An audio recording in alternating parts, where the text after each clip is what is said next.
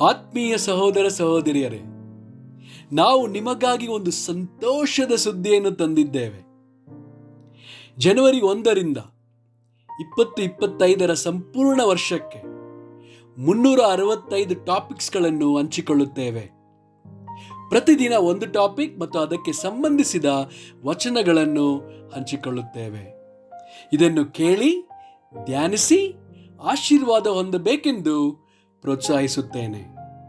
ದಯವಿಟ್ಟು ಸಬ್ಸ್ಕ್ರೈಬ್ ಮಾಡಿ ನಿಮ್ಮ ಸ್ನೇಹಿತರೊಂದಿಗೆ ಹಂಚಿಕೊಳ್ಳಿ.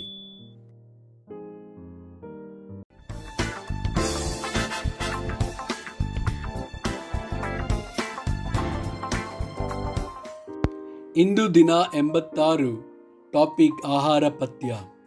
ದಾನಿಯೇಲ 1 ವಚನ 6ರಿಂದ 16. ಆರಿಸಲ್ಪಟ್ಟ ಯುವಕರಲ್ಲಿ ದಾನಿಯೇಲ, ಹನನ್ಯ, ಮಿಶಾಯೇಲ, ಅಜರ್ಯ ಎಂಬ ಯಹೂದ್ಯರು ಸೇರಿದ್ದರು.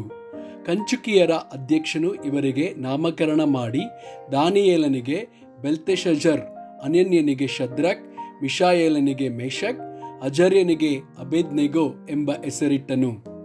ದಾನಿಯೇಲನು ತಾನು ರಾಜನ ಭೋಜನ ಪದಾರ್ಥಗಳನ್ನು ತಿಂದು ರಾಜನು ಕುಡಿಯುವ ದ್ರಾಕ್ಷರಸವನ್ನು ಕುಡಿದು ತನ್ನನ್ನು ಅಶುದ್ಧ ಮಾಡಿಕೊಳ್ಳಬಾರದೆಂದು ನಿಶ್ಚಯಿಸಿ ಕಂಚುಕಿಯರ ಅಧ್ಯಕ್ಷನಿಗೆ ನಾನು ಅಶುದ್ಧನಾಗಲಾರೆ, ಕ್ಷಮಿಸು ಎಂದು ವಿಜ್ಞಾಪಿಸಿದಾಗ ದೇವರು ಕಂಚುಕಿಯರ ಅಧ್ಯಕ್ಷನ ಮನಸ್ಸಿನಲ್ಲಿ ದಾನಿಯೇಲನ ಮೇಲೆ ಕನಿಕರವನ್ನು, ದಯೆಯನ್ನು ಹುಟ್ಟಿಸಿದನು.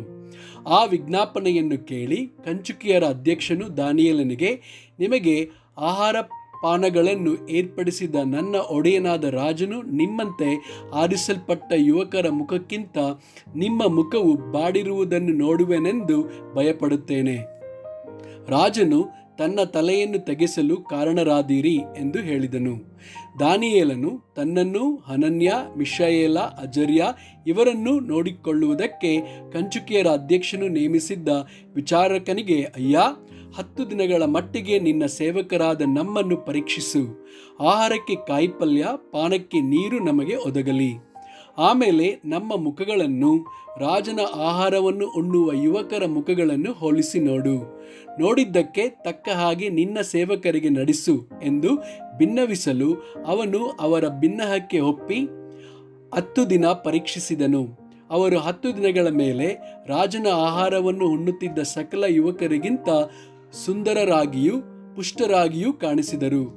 ಅಂದಿನಿಂದ ವಿಚಾರಕನು ಅವರಿಗೆ ನೇಮಕವಾದ ಭೋಜನ ಪದಾರ್ಥಗಳನ್ನು, ಅವರು ಕುಡಿಯಬೇಕಾದ ದ್ರಾಕ್ಷರಸವನ್ನು ತೆಗೆದಿಟ್ಟು ಕಾಯಿ ಪಲ್ಯಗಳನ್ನು ಕೊಡುತ್ತಾ ಬಂದನು.